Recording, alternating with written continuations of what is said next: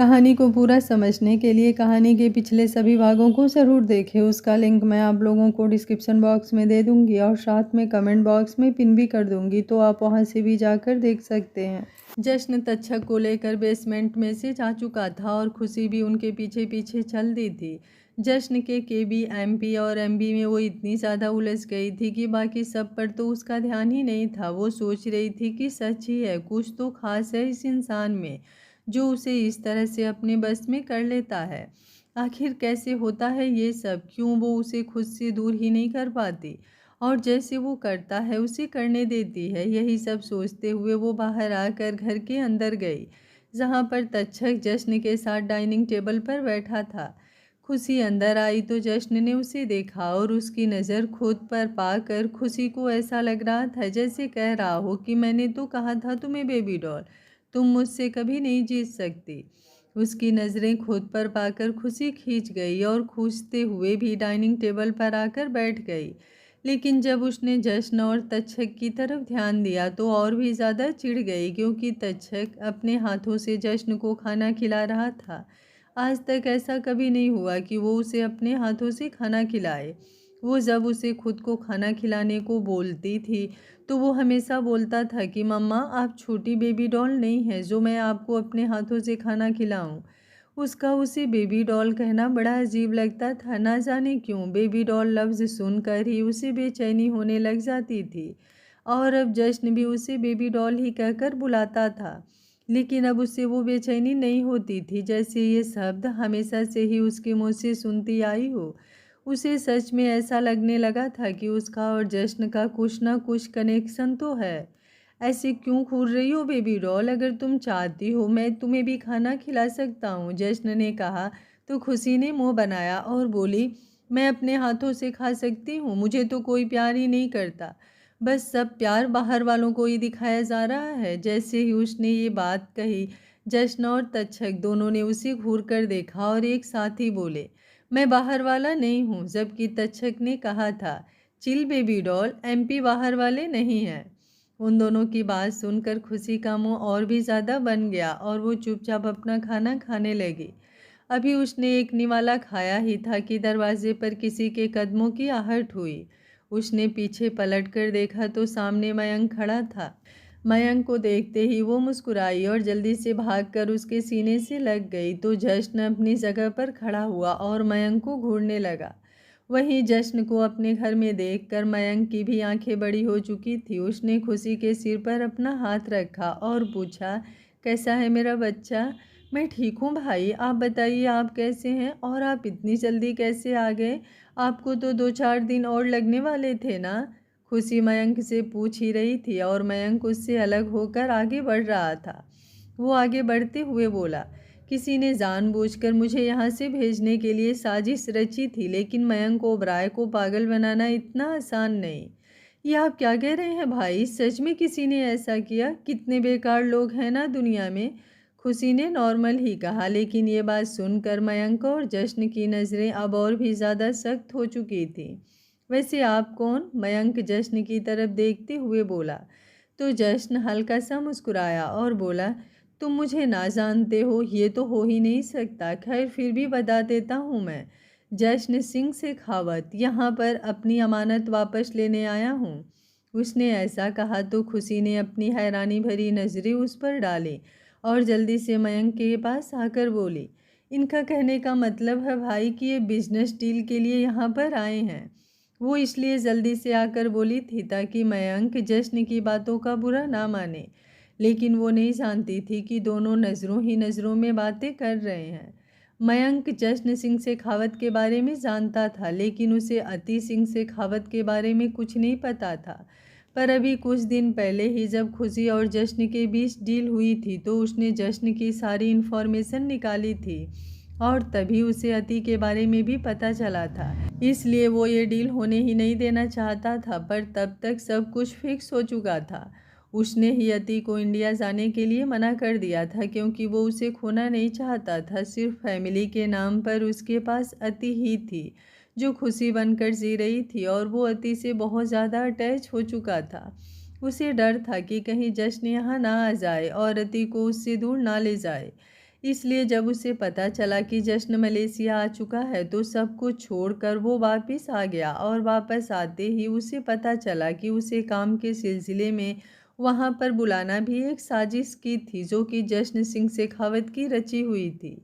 दोनों एक दूसरे को घूर रहे थे और रति उन दोनों को यूं देखकर बेचैन हो रही थी, क्योंकि दोनों की ही नज़रें एक दूसरे पर सख्ती बरसा रही थी। अभी वो कुछ बोली ही नहीं थी कि जश्न की आवाज़ पर वो अपनी जगह पर खड़ी खड़ी काँप गई। जश्न उसे देखते हुए बोला, अंदर जाओ बेबी डॉल। उसकी बात सुनकर उसने जश्न को हैरानी से देखा तो जश्न एक बार दोबारा उसकी तरफ देखते हुए बोला, मैंने कहा अंदर जाओ बेबी डॉल। आज तक जश्न कभी डोमिनेटिंग नहीं हुआ था, लेकिन आज उसकी आवाज़ डोमिनेटिंग ही लग रही थी।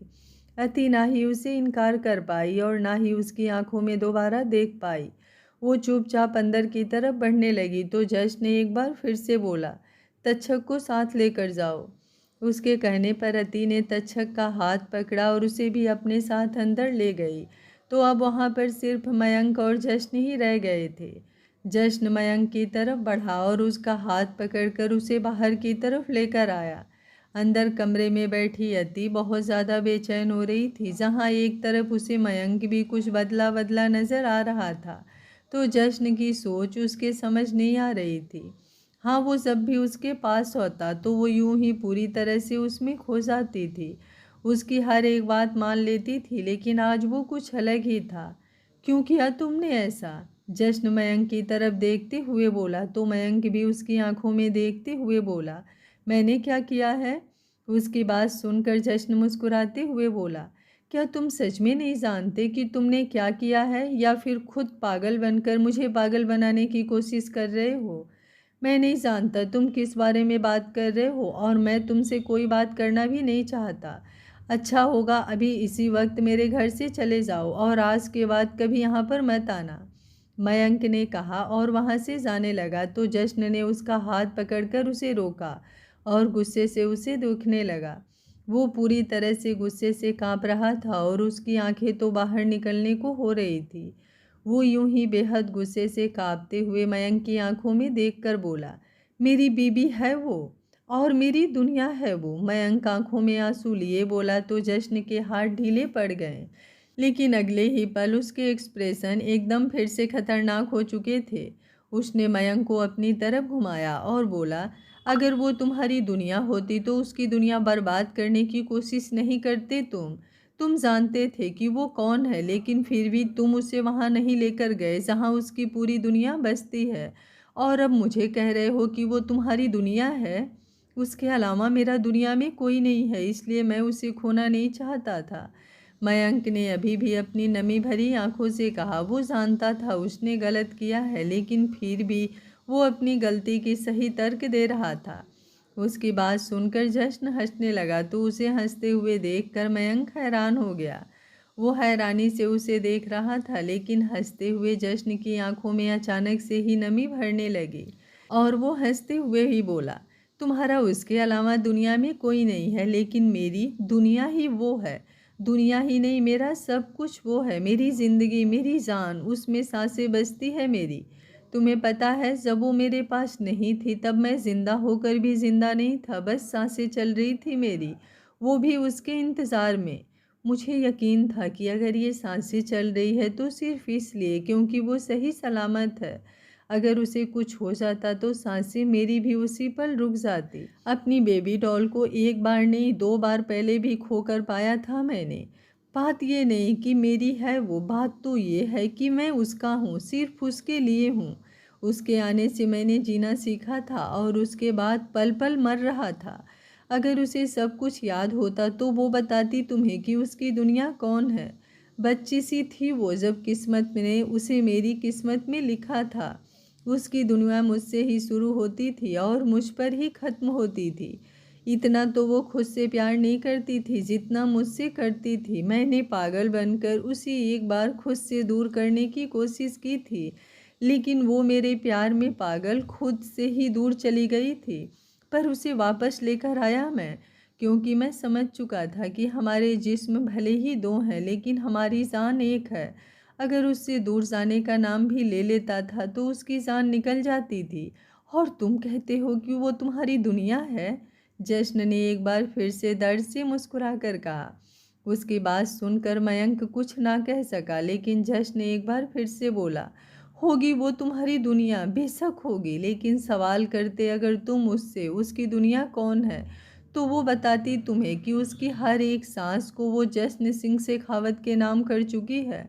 अगर तुम उससे पूछते ना कि उसे क्या चाहिए, उसकी सांसें या जश्न सिंह शेखावत, तो वो बताती तुम्हें कि सांसों की उसे कोई ज़रूरत ही नहीं है, बस उसके जश्न जी की सांसों में ही वो जी लेगी। और तुम कहते हो कि वो तुम्हारी दुनिया है। अब ये बात कहते कहते जश्न एक बार फिर से हंस पड़ा था, लेकिन उसकी आंखें नम थी। तुम जानते हो, जब मैंने दक्षक को पहली बार देखा तो उसे देखते ही ऐसा लगा जैसे कुछ तो रिश्ता है मेरा उसके साथ। उसे देखते ही मैंने उसके बारे में पता लगवा लिया, और उस वक्त मुझे जितनी खुशी हुई उतना ही गुस्सा आया था। और वो गुस्सा आया तुम पर कि तुम्हारी वजह से मेरी बेबी डॉल को कितना हर्ट हुआ होगा, ये सोच कर कि उसके बच्चे का बाप उसके साथ क्यों नहीं है। जब उसे अकेले संभालती होगी तो उसे मेरी कमी कितनी महसूस होती होगी। उसने ना जाने कितनी ही कोशिश की होगी तक्षक को एक बाप का प्यार देने की, लेकिन फिर भी कहीं ना कहीं पीछे रह गई होगी। तो कितना बुरा लगता होगा उसे, कितना अकेला फील करती होगी वो। कितने सपने सजाए थे हमने हमारे बच्चे के लिए, लेकिन तुमने वो सारे तोड़ दिए, हमारी ख्वाबों की दुनिया छोड़कर। तुम कहते हो कि मेरी बेबी डॉल तुम्हारी दुनिया है। अब उसने ये बात व्यंग से कही। मयंक को अपनी गलती महसूस हो रही थी। गलती तो उसे पहले भी महसूस होती थी, लेकिन वो मजबूर था क्योंकि वो खुशी को किसी भी हालत में खोना नहीं चाहता था। जश्न ने 2-4 लंबी सांसें ली और खुद को नॉर्मल करने लगा। मयंक उसे ही देख रहा था, और अब जश्न भी उसे गुस्से से देखते हुए बोला, तुम्हें जो करना था वो तुम कर चुके हो, लेकिन अब जो मैं करूँगा वो मैं ही करूँगा। मैं अपनी बेबी डॉल को लेकर आज ही यहाँ से जा रहा हूँ, और मुझे रोकने की कोशिश बिल्कुल भी मत करना। मैं नहीं चाहता मेरी बेबी डॉल के दिमाग पर कुछ बुरा असर पड़े, क्योंकि इस वक्त वो इस हालत में नहीं है कि मैं उसे कुछ समझा सकूं। लेकिन अब मैं उसे यहाँ पर बिल्कुल नहीं रहने दूंगा, क्योंकि अब वो अपने जश्न जी के साथ अपने घर जाएगी, और वो भी हम दोनों के बच्चे तक्षक के साथ। उसकी बात सुनकर मयंक हैरान रह गया और जल्दी से बोला, नहीं, तुम ऐसा नहीं कर सकते। मैं उसे कहीं नहीं जाने दूंगा। तुम्हें उसके साथ रहना है तो तुम यहीं पर रह लो। तुम जैसा कहोगे वैसा ही होगा, लेकिन प्लीज़ उसे मुझसे दूर मत लेकर जाओ। मेरा उसके अलावा और कोई नहीं है, मेरी बहन है वो, और मैं उससे दूर नहीं रह सकता। तक्षक भी बहुत प्यार करता है मुझसे, वो मेरे बिना नहीं रह पाएगा। काश तुमने भी सोचा होता कि कोई होगा जो शायद उसके बिना भी नहीं रह पा रहा होगा। काश तुमने भी उसे झूठी पहचान देने की बजाय उसे उसकी खुद की पहचान देने की कोशिश की होती। जश्न ने कहा तो मयंक ने उसके आगे हाथ जोड़े और बोला, मैं मानता हूँ मुझसे गलती हो गई, लेकिन प्लीज़ मुझे मेरी गलती की इतनी बड़ी सज़ा मत दो। मैं नहीं रह पाऊँगा उन दोनों के बिना। मैं भी तो पिछले 5 सालों से मर रहा था, जश्न ने कहा तो मयंक उसकी तरफ देखता ही रह गया। लेकिन तभी तक्षक उन दोनों के पास भागता हुआ आया और बोला, मामू एमपी, मम्मा कहीं नहीं मिल रही हैं। पता नहीं किचन में मेरे लिए जूस लेने गई थी पर वापस ही नहीं आई। मैं कब से उनका इंतज़ार कर रहा हूँ और अब वो मुझे कहीं भी नहीं मिल रही हैं। उनका फ़ोन भी मेरे पास है और वो अपने रूम में भी नहीं है। जैसे ही तक्षक ने फ़ोन की तरफ इशारा करते हुए कहा तो जश्न और मयंक की आंखें बड़ी हो गई। उन दोनों ने एक दूसरे की तरफ देखा। बताओ ना मम्मा कहाँ गई, उसने दोबारा कहा तो जश्न ने उसके कंधे से पकड़कर खुद घुटनों के बल बैठकर उसे संभाला और बोला, आपकी मम्मा कहीं नहीं जाएंगी। मैं उन्हें खुद से दूर अब कभी नहीं जाने दूंगा। वो इस बार मुझे नहीं छोड़कर जा सकती। जश्न कहने को तो तक्षक को संभाल रहा था, लेकिन इस वक्त वो खुद बिखर रहा था। अपनी बेबी डॉल के दूर जाने का सोच कर ही वो बुरी तरह से कांप रहा था कि उसे संभालने के लिए मयंक ने उसके कंधे पर हाथ रखा और बोला, संभालो खुद को, कहीं नहीं जाएगी वो, मैं बताता हूँ तुम्हें वो कहाँ होगी। जैसे ही मयंक ने कहा जश्न ने नज़रें उठाकर उसकी तरफ देखा और फिर कुछ ही पलों में वहाँ से गाड़ी लेकर निकल गया। माटा किंग आइसलैंड बीच। बीच के काफ़ी अंदर एक बड़े से पहाड़ पर एक लड़की लेटी हुई थी और उसकी आंखें बंद थी। इस वक्त उसने बीच वियर पहन रखे थे जो कि एक शॉर्ट ड्रेस थी जिसमें उसकी खूबसूरत गोरी टांगें साफ दिखाई दे रही थी और उसके खुले बाल हवा में लहरा रहे थे जो पत्थर अपनी तरफ खींच रहा था। लेकिन हवा का बहाव ज़्यादा होने के कारण वो फिर भी हवा में उड़ रहे थे। अचानक ही एक शख्स वहां पर आया और उस लड़की के पैरों को चूमने लगा तो वो लड़की एकदम सिहर उठी, लेकिन उसने अपनी आंखें नहीं खोली। उसने अपने हाथ पत्थर पर कस दिए थे और उस लड़के के लबों की छुअन को अपने पैरों पर महसूस कर वो लड़की खुद में ही सिमटने लगी थी। लेकिन ये सिमटना डर की वजह से नहीं बल्कि शर्म की वजह से था। अति के पैरों को शिद्दत से चूम कर अब जश्न थोड़ा सा ऊपर की तरफ उठा तो अति और भी ज़्यादा कांप उठी क्योंकि उसकी छुअन उसे तड़पाने लगती थी। लेकिन अभी भी उसने अपनी आंखें नहीं खोली। जश्न अब उसके पेट पर अपना सिर रखकर उसी पत्थर पर लेट गया तो अति ने कुछ रिएक्शन नहीं दिया। वो अभी भी अपनी आंखें बंद किए यूं ही उस पत्थर पर लेटी हुई थी और जश्न भी उसके पेट से लगा हुआ उसी पत्थर पर लेटा हुआ था। लेकिन अब उसने अति के हाथों को अपने सिर पर रख दिया था जिससे अति के हाथ अपने आप ही उसके बालों को सहलाने लगे।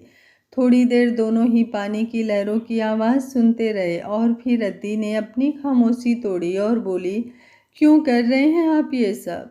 मैंने कुछ नहीं किया बेबी डॉल। जश्न ने अपनी आंखें बंद किए हुए ही जवाब दिया तो अति भी यूं ही आंखें बंद किए हुए बोली, आपके लिए एक बिजनेस डील इतनी ज़्यादा इम्पोर्टेंट नहीं हो सकती कि आप किसी के साथ इस तरह से ज़बरदस्ती करें। क्यों मुझे आप इंडिया लेकर जाने की ज़िद कर रहे हैं जबकि मैं इंडिया नहीं जाना चाहती? क्यों क्यों नहीं जाना चाहती तुम इंडिया? जश्न ने पूछा तो अति एकदम बेचैन सी होते हुए उसके बालों को सहलाते हुए बोली, पता नहीं पर जब भी मैं इंडिया का नाम सुनती हूँ तो बेचैन सी हो जाती हूँ। यही बेचैनी मुझे तब भी महसूस होती है जब आप मेरे करीब आते हैं। कुछ अजीब सा होने लगता है मुझे। एक डर लगने लगता है जैसे कुछ खो दूंगी मैं। पता नहीं क्यों डर लगता है लेकिन मैं नहीं जाना चाहती इंडिया। उसकी बातें सुनकर जश्न मुस्कुराया और बोला, अगर तुम्हें डर लगता है तो जब मैंने तुम्हें छुआ था तो तुम डर कर अपनी आंखें खोल देती, लेकिन तुम यूं ही आंखें बंद किए लेटी रही और मुझे महसूस करती रही। तो इसका मतलब तुम्हें डर नहीं लग रहा, बस तुम बेचैन हो रही हो। तो क्यों होती हूँ मैं बेचैन? दीजिए मुझे जवाब। क्यों सुकून नहीं मिलता मुझे? उसकी बात सुनकर जश्न ने उसके पेट से अपना सिर हटाया और ऊपर की तरफ उठकर उसके चेहरे के पास आया तो उसकी सांसों को अपने चेहरे पर महसूस कर अति ने भी अपनी आंखें खोल दी और उसकी तरफ देखने लगी। इस वक्त जश्न का चेहरा उसके चेहरे पर झुका हुआ था और दोनों की सांसें आपस में उलझ रही थी। पानी की लहरों से आता हुआ शोर उन दोनों की सांसों के आगे फेल था। उसके चेहरे को देखते हुए जश्न ने अपनी आंखें बंद कर ली तो अति ने भी अपनी आंखें बंद कर ली और फिर दोनों के लब एक दूसरे के लबों के करीब आ गए और जश्न ने आंखें खोलकर अति के लबों को चूम लिया और अति उसके और भी करीब हो गई जैसे वो यही चाहती थी। अति एक तरफ जश्न को रिस्पॉन्स दे रही थी तो दूसरी तरफ उसका दिमाग भी चल रहा था। वो सोच रही थी कि क्यों जश्न के करीब आने पर वो इस तरह से पिघलने लग जाती है। आज वो खुद को रोकना चाहती थी लेकिन फिर भी नहीं रोक पा रही थी, जैसे उसकी करीबी उसे बेहद सुकून दे रही हो। वो महसूस कर सकती थी कि उसकी बेचैनी दूर जा चुकी थी और वो पूरी तरह से जश्न को समर्पित हो चुकी है। पिछले 5 सालों में वो कभी किसी को अपने करीब नहीं आने देती थी, लेकिन जश्न को तो वो दूर जाने का बोल भी नहीं पाती थी। जश्न उससे दूर हुआ और उसके चेहरे की तरफ देखने लगा तो एकदम गोरा चेहरा बिल्कुल लाल हो चुका था। जश्न ने एक बार फिर से आंखें बंद कर ली और उसके गालों पर अपने गालों को रगड़ना शुरू किया और फिर उसके सिर से अपना सिर जोड़कर उसके चेहरे पर अपनी गर्म सांस छोड़ते हुए बोला, क्या अब भी तुम्हें वही बेचैनी महसूस हो रही है? क्यों होता है ये सब? क्यों आपके पास आने पर मैं इस तरह से आपकी हो जाती हूँ? अति ने भी उसके लबों पर अपनी सांसें छोड़ते हुए बेहद मदहोशी भरी आवाज़ में कहा। उसने अपनी आंखें अभी भी बंद कर रखी थी क्योंकि जश्न के चेहरे की तरफ देखना फिलहाल उसके लिए पॉसिबल नहीं था और जश्न की भी आंखें बंद थी क्योंकि वो पूरी तरह से अपनी बेबी डॉल को महसूस कर रहा था। क्योंकि तुम हो ही मेरी, जश्न ने अब अपनी आंखें खोलकर कहा तो उसकी बात सुनकर अति ने भी अपनी आंखें खोली और उसकी आंखों में देखने लगी। जश्न ने उसकी खुली हुई आंखें देखी तो उसकी आंखों पर बारी बारी से चूमने लगा और फिर उसके चेहरे की तरफ देखते हुए बोला, तुम हो ही मेरी बेबी डॉल, तो मेरी बाहों में आकर तो तुम्हें पिघलना ही है। आप मुझे बहुत बेचैन करते हैं, अति ने उसके चेहरे की तरफ देखते हुए कहा। तो जश्न भी उसकी आंखों में देखते हुए ही बोला, क्या इस बेचैनी को सुकून मैं नहीं देता? मुझे डर लगता है कहीं ये सुकून मेरी आदत ना बन जाए। मैं किसी रिश्ते में नहीं बदलना चाहती, उसने कांपती हुई आवाज़ में कहा। तो जश्न मुस्कुराया और उसके माथे को चूम कर बोला, मेरी रूह बधी है तुमसे और रूह के रिश्ते बांधे नहीं जाते, बस बच जाते हैं। उसकी बात सुनकर अति ने आगे कुछ नहीं कहा, बस उसके चेहरे के देखती रही। तो जश्न ने अब उसके लबों को अपने लबों से हल्का सा छुआ और बोला, तुम बस मुझे महसूस करो और खुद को मुझ पर छोड़ दो, मुझे इंडिया नहीं जाना, अति ने फिर से कहा। तो जश्न मुस्कुराया और बोला, पहले भी जब तुम्हें अपने साथ लेकर गया था तो ज़बरदस्ती लेकर गया था, अब भी ज़बरदस्ती ले जाऊंगा और तुम कुछ नहीं कर पाओगी बेबी डॉल, इसलिए जिद छोड़ दो। तुम्हारी हर जिद पूरी कर सकता हूँ लेकिन ये वाली कभी पूरी नहीं होगी। उसकी बात पर अति ने मुंह बनाया तो जश्न उसके ऊपर से हट गया और फिर अगले ही पल उसने अति को भी अपनी गोद में उठा लिया और बोला, आजकल कपड़े बहुत सेक्सी पहनने लगी हो तुम। अगर ऐसे ही कपड़े पहनती रही तो बहुत जल्द ही तुम्हारी मुलाकात असली जश्न सिंह शेखावत से होगी। तो आप कौन हैं? मैं भी जश्न सिंह शेखावत ही हूँ, लेकिन फ़िलहाल बात मैं रोमांटिक वाले जश्न सिंह शेखावत की कर रहा हूँ।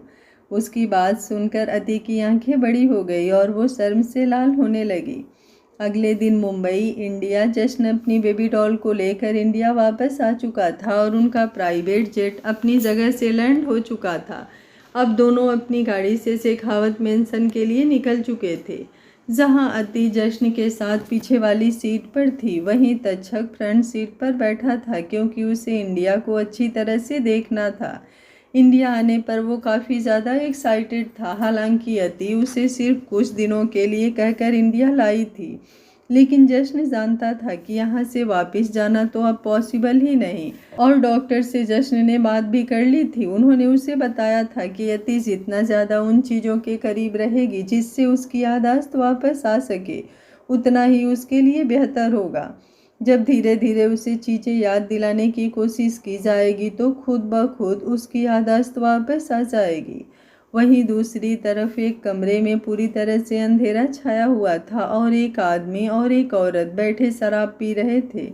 उस औरत का चेहरा साफ दिखाई दे रहा था, लेकिन जितना दिख रहा था उस हिसाब से उसका चेहरा काफ़ी भद्दा लग रहा था। उन दोनों के ही हाथों में जलती हुई सिगरेट थी। उनकी उम्र में काफ़ी फासला लग रहा था। ऐसा लग रहा था जैसे वो औरत माँ की उम्र की है तो वो आदमी उसके बेटे की उम्र का। जहाँ उस औरत की उम्र लगभग 60 साल की थी, वहीं वो आदमी करीबन 30-32 साल का लग रहा था। दोनों शायद अपने किसी जीत का जश्न मना रहे थे। वो औरत उसे देखते हुए बोली, अब बस तुम पूरी तरह से तैयार हो चुके हो उसकी जगह लेने के लिए। कोई नहीं है जो तुम्हें पहचान पाएगा। अब हम मिलकर शेखावत एम्पायर और शेखावत मेंशन पर राज करेंगे और कोई हमारा कुछ बिगाड़ नहीं पाएगा।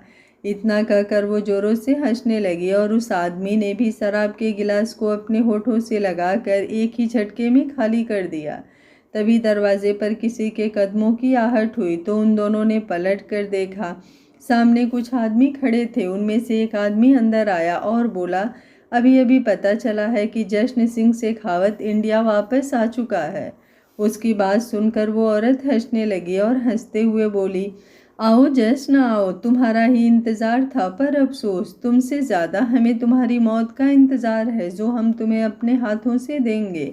और फिर पर एक प्रॉब्लम हो गई है। अभी अभी वहाँ पर आया आदमी उसकी बात बीच में ही काट कर बोला। तो उस औरत ने अपनी सवालिया नज़रों से उसे देखा तो वो आदमी नज़रें झुकाकर बोला, अति जश्न सिंह शेखावत।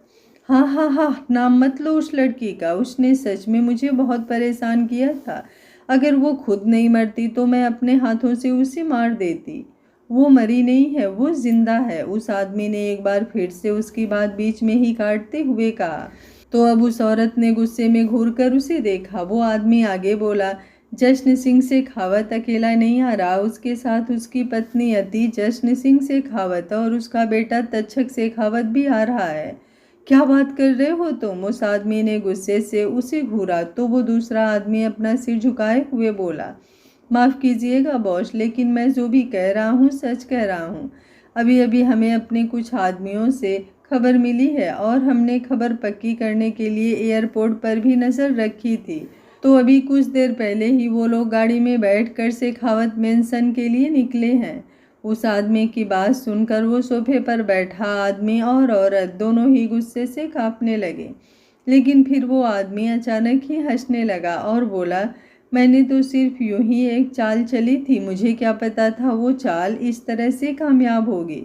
उस आदमी ने जैसे ही ये बात कही वो औरत उसे सवालिया नज़रों से देखने लगी तो उस आदमी के चेहरे पर साथी एक्सप्रेशंस आ गए।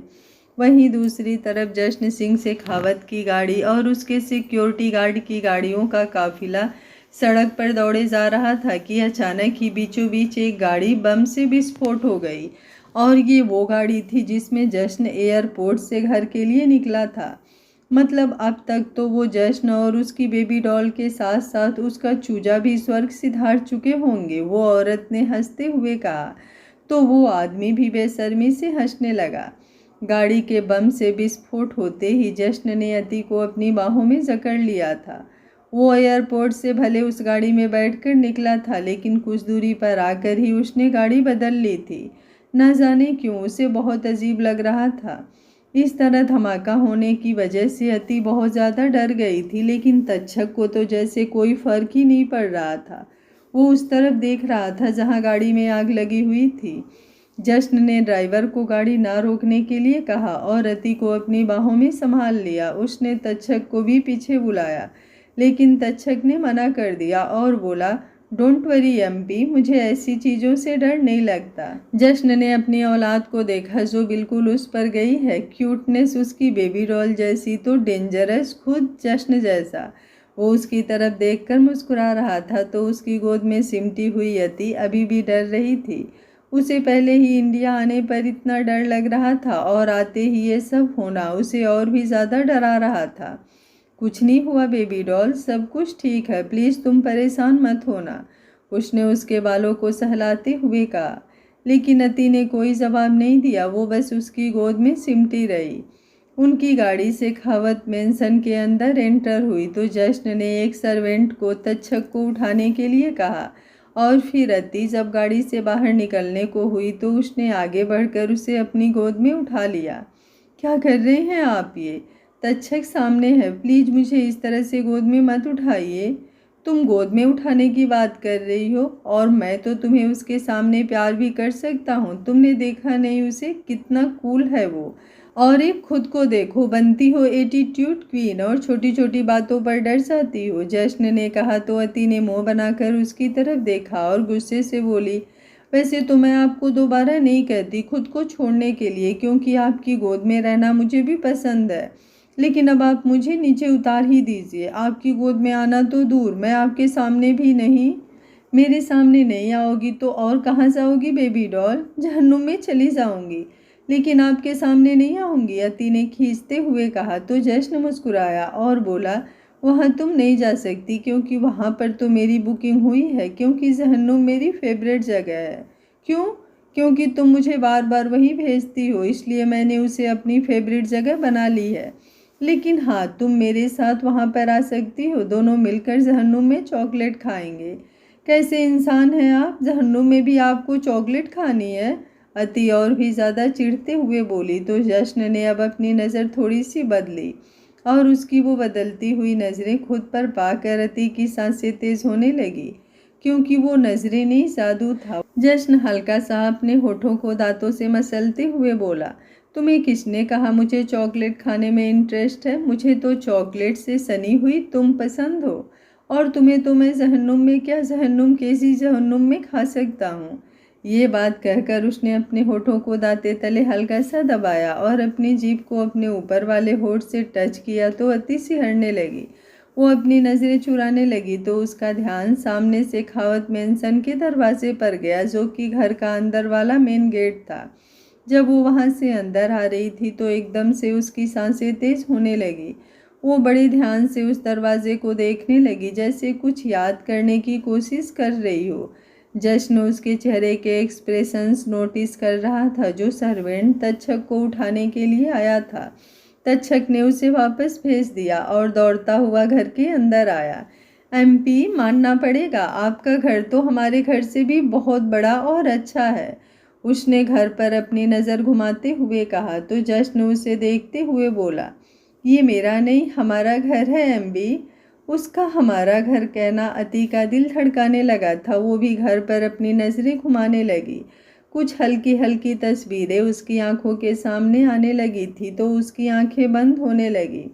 उसका सिर चकराने लगा। जश्न ने जब उसे यूं देखा तो उसने रमा जी को तक्षक को संभालने के लिए कहा और अपनी बेबी डॉल को लेकर अपने कमरे की तरफ बढ़ गया, जहां पर अब उसकी बेबी डॉल की सारी यादें ताज़ा होने वाली थी, क्योंकि आज भी वो कमरा वैसे था जैसे वो छोड़कर गई थी। जश्न ने कमरे की एक भी चीज़ नहीं बदली थी। मेरा सिर बहुत दर्द कर रहा है, अति ने कहा जब जश्न उसे सीढ़ियों की तरफ लेकर जा रहा था। तो जश्न ने उसके माथे को चूमा और बोला, अभी ठीक हो जाएगा। लगता है बिजनेस के अलावा आप पार्ट टाइम डॉक्टर भी हैं और लोगों की बीमारियां इसी तरह उन्हें पप्पियां छप्पियां देकर ठीक करते हैं, अति ने मुंह बनाकर कहा। लोगों की तो नहीं, लेकिन तुम्हारी हर बीमारी का इलाज मेरा प्यार ही है, जश्न ने बड़े दिलकश अंदाज से कहा। तो अति बस उसे देखती रह गई। उसकी बातों में एक अलग ही जादू होता था, जो बस सुनकर ही अति उसमें खो जाने लगती थी। जश्न उसे कमरे में ले आया था और कमरे में लाकर जब उसने उसे अपने पैरों पर खड़ा किया तो अति ने सामने दीवार की तरफ देखा और अचानक ही उसके पैर लड़खड़ा गए और वो पीछे की तरफ हो गई, लेकिन जश्न ने उसे अपनी बाहों में संभाल लिया। सामने जश्न और उसकी तस्वीर लगी थी और उस तस्वीर को देखते हुए अति कांपने लगी थी। उसने अपने होठों पर अपना हाथ रख दिया और अपनी बड़ी बड़ी आंखों से उस तस्वीर को देखने लगी। उसने अपनी नज़रें घुमाई। उसे सिर्फ एक ही नहीं बल्कि कमरे की हर दीवार पर जश्न और उसकी तस्वीरें थी, और वो भी नॉर्मल नहीं बल्कि कुछ अलग, जिनमें वो जश्न के बेहद करीब थी और ये करीबी नॉर्मल बिल्कुल भी नहीं थी। जश्न ने अभी तक सिर्फ उसे संभाला था, लेकिन अब उसने पीछे से उसे अपनी बाहों में भर लिया और अपना हाथ उसके पेट पर कसते हुए बोला, क्या हुआ बेबी डॉल? ये मैं नहीं हूँ ना? ये तस्वीरें तुम ही हो बेबी डॉल, इन तस्वीरों में और मेरे दिल में भी बस तुम ही हो, जश्न ने उसके कंधे पर अपना सिर टिकाते हुए कहा। तो अति को जैसे एक झटका लगा। अभी तक जश्न की बातों को वो सिर्फ मजाक समझ रही थी, लेकिन ये तस्वीरें तो एक हकीकत बयान कर रही थी। वो उन तस्वीरों को ध्यान से देख रही थी, लेकिन इन तस्वीरों में जो दिखाया जा रहा था उनमें से कुछ भी उसे समझ नहीं आ रहा था, या यूं कह लो कि उसे कुछ याद ही नहीं आ रहा था। जश्न उसे यूं ही पेट से पकड़े हुए उन तस्वीरों की तरफ बढ़ने लगा और फिर एक तस्वीर के पास लेकर आया और बोला, तुम जानती हो ये हमारी शादी की तस्वीर है। उस वक्त तुम बहुत ज़्यादा गुस्से में थी, ऐसा लग रहा था जैसे नज़रों से ही खा जाओगी, लेकिन बाद में मैंने तुम्हें मना लिया था। उसके कहने पर अति ने उस तस्वीर को ध्यान से देखा। उस वक्त वो काफ़ी छोटी लग रही थी और सच में बहुत ज़्यादा गुस्से में लग रही थी। तो अचानक ही उसे हंसी आ गई। उसे हंसते हुए देख जश्न उसे दूसरी तस्वीर की तरफ ले गया, जो उनके शादी के रिसेप्शन की तस्वीर थी, और उस तस्वीर में अति बहुत ज़्यादा नशे में थी, जिसकी वजह से उसकी आंखें भी टेढ़ी नजर आ रही थी। उस तस्वीर को देखते हुए जश्न बोला, तुम्हें पता है रिसेप्शन में तुम पियक्कड़ बनकर घूम रही थी और मैं तुम्हें संभाल रहा था। वैसे तो तुम मेरी जान निकालती ही हो, लेकिन उस दिन तो तुम्हारी आवाज़ भी इतनी ज़्यादा सेक्सी थी कि मेरी जान निकाल रही थी। तुम्हारी वो नसीली आंखें आज भी मुझे अच्छे से याद है। उस दिन तुमने पहली बार पी थी शायद, इसलिए तुम्हें बहुत ज़्यादा नशा हो गया था। उसकी बात सुनकर अति एक बार फिर से हंसने लगी। एक एक कर जश्न उसे उन तस्वीरों के पास लेकर जा रहा था और तस्वीरों के पीछे की कहानी याद दिलाने की कोशिश कर रहा था। लेकिन उसकी कहानियां सुनकर अति हंस रही थी, मुस्कुरा रही थी, लेकिन उसे कुछ भी याद नहीं आ रहा था। उसका सिर दर्द होने लगा तो वो जश्न की तरफ देखते हुए बोली, अगर ये सब सच है तो मुझे कुछ याद क्यों नहीं आ रहा? तुम्हें कुछ याद आए या ना आए मुझे कोई फ़र्क नहीं पड़ता बेबी डॉल, क्योंकि तुम्हारे साथ पुरानी यादों से ज़्यादा अब मैं नई यादें बनाना चाहता हूँ। पिछले 5 साल से तुमसे दूर रहा हूँ, लेकिन अब मैं तुम्हें खुद से एक भी पल दूर नहीं कर सकता। बहुत तड़पा हूँ मैं इन 5 सालों में, और अब मुझे मत तड़पाओ। एक बार मुझे अपना जश्न जी कहकर पुकारो ना। उसकी बातें सुनकर अति उसकी तरफ देखती ही रह गई। उसकी आवाज़ में जो तड़प थी वो बिल्कुल सच लग रही थी। उसकी आंखें नम हो गई। वो फिलहाल उससे कुछ कह नहीं पा रही थी, इसलिए उसके सामने से हटती हुई बोली, मैं तक्षक को देख कर आती हूँ। लेकिन उसके जाने से पहले ही जश्न ने उसका हाथ पकड़कर उसे रोक दिया और घुमाते हुए एक बार फिर से अपने सामने किया, और इस बार उसकी कमर पर अपने हाथ रखकर उसे अपने करीब खींच लिया। तो अति बस उसकी आंखों में देखती रह गई। आई नीड यू, वो एकदम तड़प कर बोला तो अति की वो बिल्कुल शांत नजरें भी झुक गई। उसकी सांसों का दौर तेजी से चलने लगा और उसके रोंगटे खड़े होने लगे। उसकी वो आवाज़ ही इतनी ज़्यादा मदहोश थी कि उसके सामने वो ना ही कुछ कह पाई और ना ही उसे रोक पाई। जश्न उसके चेहरे के बिल्कुल करीब होता हुआ उसके लबों की तरफ देखने लगा और फिर बड़ी ही बेसब्री से उसके पूरे चेहरे को चूमने लगा। अति ने भी जल्दी से अपने हाथ उसके सीने पर रख दिए और उसकी शर्ट को अपनी मुट्ठियों में भींच लिया। ना जाने उसे भी एक तड़प सी महसूस क्यों होने लगी थी, जो वो उसके सीने से लगकर मिटाने लगी। जश्न उसका चेहरा हाथों में भरकर उसके लबों की तरफ झुकने लगा कि अचानक ही दरवाज़ा नॉक हुआ, जिसकी वजह से अति अचानक होश में आई। जश्न से खुद को रिहा करवाकर वो गुस्से से उसे देखने लगी। एक ना ये तुम सब कुछ करके मुझे गुस्से से मत देखा करो, जश्न मुंह बनाकर बोला। क्यों, मेरे गुस्से से आपको डर लगता है? अति ने उसे घूरते हुए पूछा। तो जश्न मुस्कुराया और उसकी कमर पर अपनी उंगलियां चलाते हुए बोला, नहीं बेबी डॉल, तुम गुस्से में और भी ज़्यादा हॉट लगती हो और फिर मुझे तुम्हें अपनी बाहों में भरकर प्यार करने का मन करता है। उसकी बात सुनकर अति का चेहरा शर्म से लाल होने लगा। जश्न की उंगलियां उसे और भी ज़्यादा परेशान कर रही थी। जश्न ने उसे कमर से थाम कर अपने ऊपर से हटाया और फिर दरवाजे की तरफ बढ़ गया। दरवाजे पर रमा आंटी थी, जो अति के लिए नाश्ता लेकर आई थी। आज पहली बार जश्न को रमा आंटी पर गुस्सा आ रहा था, क्योंकि उन्होंने उसके अच्छे भले रोमांस की ऐसी तैसी कर दी थी। अति अभी भी बिस्तर पर ही थी और उसने अपनी आंखें बंद कर ली थी। जश्न के प्यार से उसे जो सुकून मिला था, उससे अब उसे अच्छे से नींद आने लगी थी। जश्न ने रमा आंटी से तक्षक के बारे में पूछा तो उन्होंने बताया कि वो काफ़ी थका हुआ था, इसलिए दूध पीकर सो गया है। उसके सोने के बारे में सुनकर जश्न को भी राहत मिली थी कि अब अपनी बेबी डॉल के साथ वो आराम से वक्त बिता सकता है। उसके हाथ से नाश्ते की ट्रे लेकर वो दरवाज़ा बंद कर अंदर आया तो उसके सारे इरादों पर पानी फिर गया, क्योंकि सामने अति अपनी आंखें बंद किए आराम से सो चुकी थी। वो उसके पास आया और उसे अच्छे से बेड पर लिटाकर खुद अपने कपड़े उतारने लगा। उसके बाद लाइट बंद कर अपनी बेबी डॉल के कपड़े भी चेंज किए, उसे नाइट सूट पहना दिया, बिना ये सोचे कि अगर वो खुद के कपड़ों को चेंज किया हुआ देखेगी तो क्या तूफान उठाएगी। आज का पार्ट आप लोगों को कैसा लगा कमेंट बॉक्स में अपनी राय ज़रूर दीजिएगा। कहानी अच्छी लग रही है तो वीडियो को एक लाइक ज़रूर करिएगा। Thank you for watching. मिलते हैं कहानी के अगले भाग में, तब तक स्वस्थ रहिए, मस्त रहिए, अपना ख्याल रखते रहिए।